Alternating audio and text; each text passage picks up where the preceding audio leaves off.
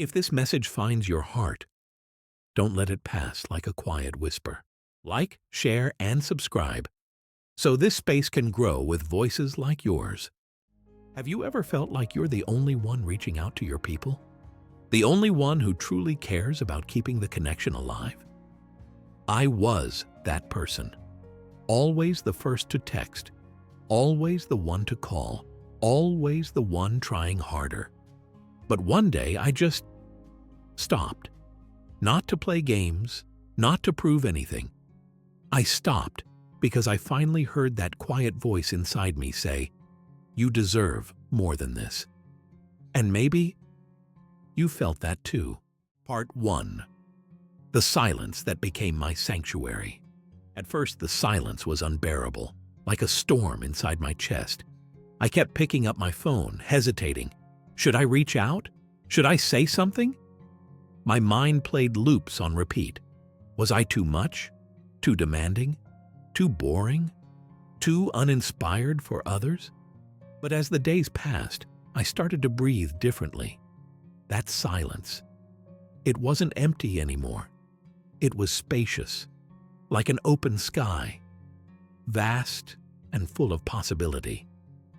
I let go of the mental script. I stopped seeking permission to feel worthy. And what rushed in wasn't loneliness. It was relief. I remember one night clearly.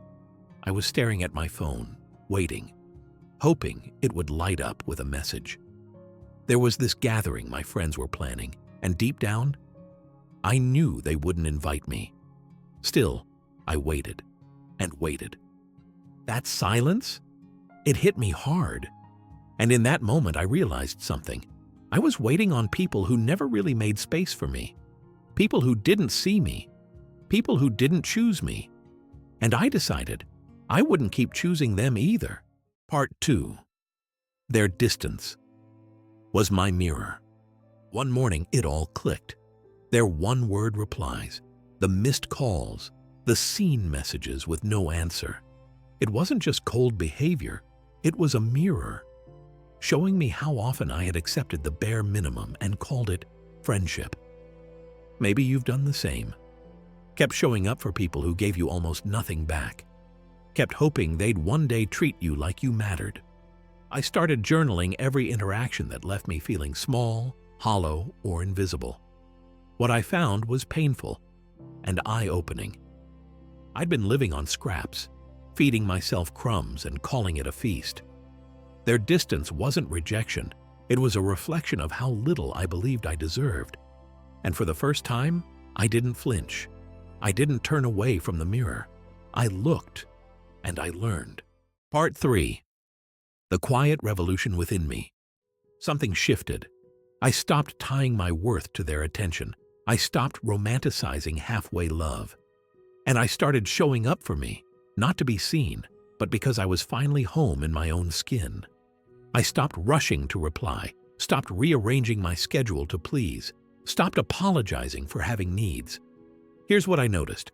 I was always the first to initiate. I kept explaining myself too much.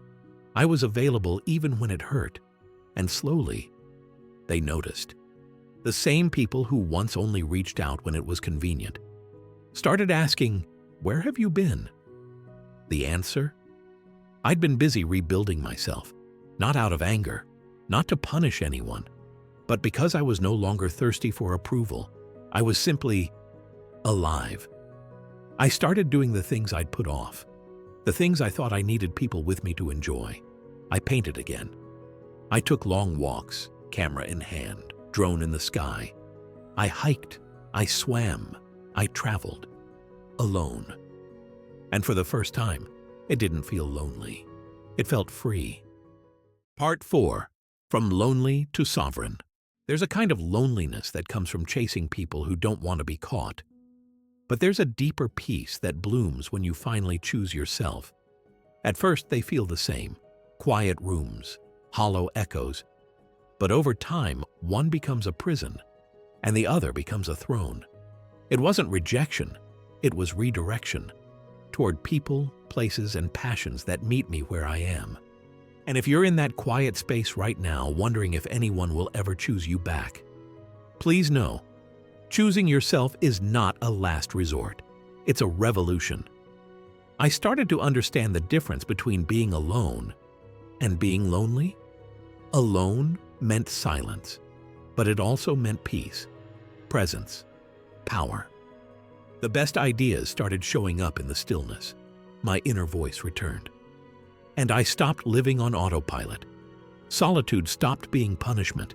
It became my sanctuary. And from that place, I began to create, to feel, to dream again. I finally had space to ask the real questions. What do I need? What kind of love do I deserve? Who do I want to become?